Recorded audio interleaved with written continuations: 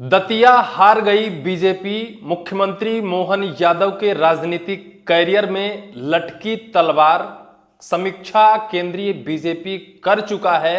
इन 5 बड़ी वजहों से दतिया में बीजेपी को हार का सामना करना पड़ा है। समीक्षा के बाद अब एक्शन की तैयारी में है केंद्रीय आला कमान। क्या बदलाव होते हैं, क्योंकि 28 को भी अब केंद्रीय बीजेपी मध्य प्रदेश को गंवाना नहीं चाहती है, ये अंदर की खबर कहती है।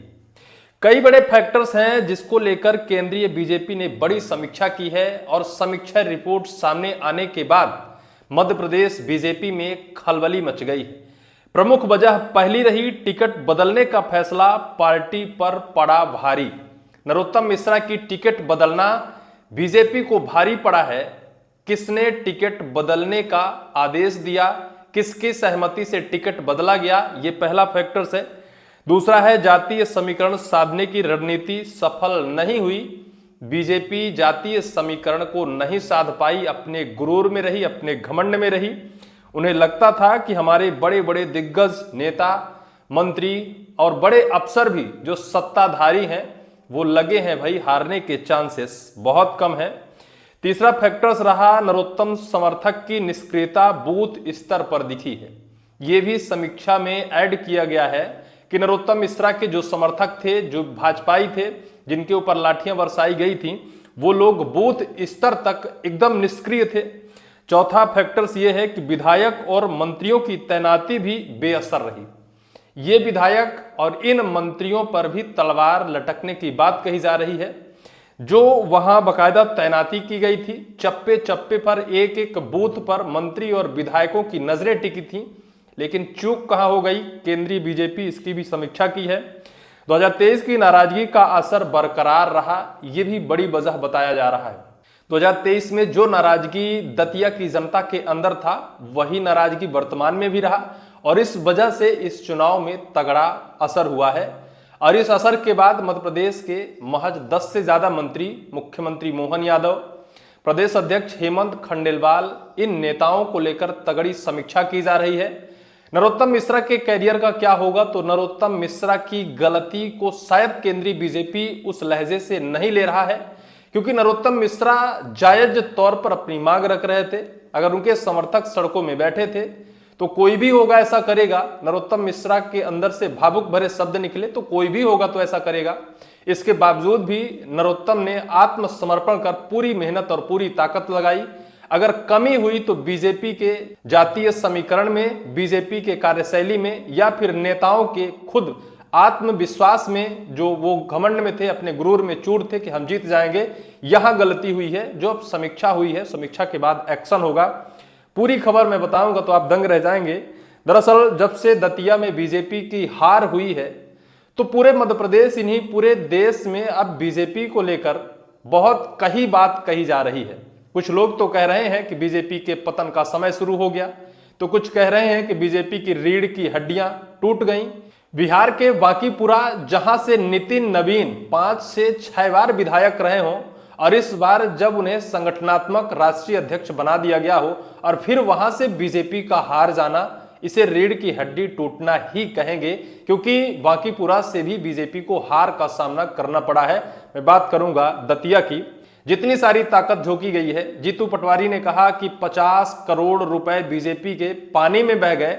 अगर ये सच है तो फिर उस 50 करोड़ में सिर्फ 1700 वोट बीजेपी को इस बार मिले हैं। जो प्रमुख वजह हैं, पहला है टिकट बदलने का फैसला पार्टी पर पड़ा भारी। सीट खाली होने के बाद डॉक्टर नरोत्तम मिश्रा ने उपचुनाव की तैयारियां शुरू कर दी थी और समर्थकों ने उनके उम्मीदवार बनने की उम्मीद थी। हालांकि अंतिम समय में बीजेपी ने टिकट बदलकर आशुतोष तिवारी को उम्मीदवार बना दिया।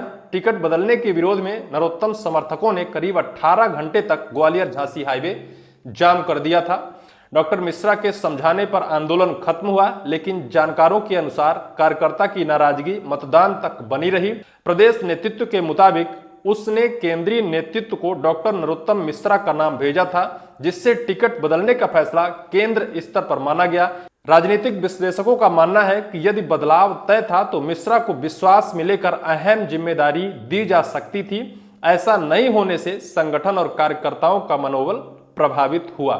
अगर ये तय था कि नरोत्तम मिश्रा की टिकट कट जाएगी तो कहीं संगठन में उन्हें एडजस्ट करना चाहिए था, बड़ी जिम्मेदारी सौंप देनी चाहिए थी, जिससे उनके कार्यकर्ताओं में सामंजस्य बरकरार रहता। उन्हें कुछ नहीं दिया गया और इसकी वजह से उनकी टिकट कट गई और टिकट कटने की वजह से सीट बीजेपी ने गंवा दी। दूसरा, जातीय समीकरण साधने की रणनीति सफल नहीं हो पाई। बीजेपी ने चुनाव में जातीय समीकरण पर विशेष जोर दिया। दतिया में करीब 40,000 कुशवाहा और 20,000 यादव मतदाता हैं। यादव समाज तक पहुंचने के लिए मुख्यमंत्री ने प्रचार किया, जबकि कुशवाहा वोटर की जिम्मेदारी सांसद भरत सिंह कुशवाहा को सौंपी गई। चुनाव के दौरान कुशवाहा सम्मेलन हुए और मुख्यमंत्री लव कुश मंदिर भी पहुंचे। पार्टी को दोनों समुदायों के समर्थन की उम्मीद थी, लेकिन राजनीतिक विश्लेषकों के अनुसार टिकट बदलाव के बाद इन वर्गों का एक हिस्सा बीजेपी के साथ पूरी तरह नहीं जुड़ा। नतीजे बताते हैं कि पार्टी उपेक्षित समर्थन जुटाने में सफल नहीं हुई। जातीय समीकरण, भले बीजेपी को विश्वास था कि कुशवाहा और यादव समुदाय के वोटर्स उनके पक्ष में हैं, लेकिन एक गुट बीजेपी के साथ नहीं खड़ा हुआ। राजनीतिक विश्लेषकों का यह मानना है। नरोत्तम समर्थक की निष्क्रियता बूथ स्तर पर दिखी है। पिछले करीब 18 वर्षों से दतिया में डॉक्टर नरोत्तम मिश्रा संगठन और सत्ता का प्रमुख चेहरा रहे हैं। संगठन के कई पदों पर भी उनके समर्थकों का प्रभाव रहा। टिकट कटने के बाद बड़ी संख्या में समर्थक चुनावी अभियान में सक्रिय नहीं दिखे। जानकारों के अनुसार वो पार्टी में रहते हुए भी दूरी बनाए रहे। कम समय के कारण बीजेपी गांव-गांव फैले एक नेटवर्क को दोबारा सक्रिय नहीं कर सकी। स्थिति संभालने के लिए दूसरे जिले और आसपास के विधानसभा सीटों के कार्यकर्ताओं को बुलाया गया, लेकिन स्थानीय भौगोलिक और सामाजिक समझ की कमी दिखी। इसका उदाहरण यह है कि कुछ कार्यकर्ता दतिया की जगह भांडेर विधानसभा क्षेत्र के गांव में प्रचार करने पहुंच गए। अब सोचिए कि दतिया के कार्यकर्ताओं को प्रचार में नहीं लगाया गया, अगल बगल वाले विधानसभा क्षेत्र के कार्यकर्ताओं को बुलाया गया, तो उन्हें यही पता नहीं था कि दतिया कहां तक है, और वो भांडेर विधानसभा क्षेत्र तक प्रचार करने पहुंच गए, जहां से मतदाता का कोई लेना देना नहीं है। चौथा फैक्टर्स है, विधायक और मंत्रियों की तैनाती भी बेअसर रही। बीजेपी ने चुनाव को प्रतिष्ठा का प्रश्न मानते हुए पूरी ताकत लगाई। 291 बूथों को 20 शक्ति केंद्र में बांटकर प्रत्येक की जिम्मेदारी एक एक विधायक को दी गई। इसके अलावा 8 मंत्रियों ने भी लगातार दौरे किए। चुनाव परिणाम बताते हैं कि यह रणनीति मतदाताओं को प्रभावित नहीं कर सकी। न विधायक बूथ स्तर पर अपेक्षित माहौल बना पाए और न मंत्रियों की मौजूदगी चुनाव समीकरण बदल सके। ये दोनों फैक्टर्स, विधायक और मंत्री, बेअसर रहे और ये प्रमुख वजह थी जिससे बीजेपी को तगड़ी हार हुई है दतिया में। इसकी समीक्षा हो गई है। कुछ चीज़ों पर निष्कर्ष तक बीजेपी आलाकमान पहुंच रहा है। मंत्री विधायक जिनको वहां तैनात किया गया था, उनको लेकर भी बीजेपी में कुछ बड़ा फैसला हो सकता है। मध्य प्रदेश के भविष्य का क्या होगा? ऐसे हाथ जो मोहन यादव जी हैं, जिनकी अगुवाई में 2 चुनाव हुए और दोनों चुनाव बीजेपी को हारना पड़ा, तो क्या मोहन यादव जी की छुट्टी तय या फिर हेमंत खंडेलवाल जी की छुट्टी तय? क्या होगा ये तो वक्त बताएगा। इस पूरी वीडियो को लेकर आपकी क्या राय होगी, कमेंट सेक्शन पर कमेंट आप जरूर करिएगा।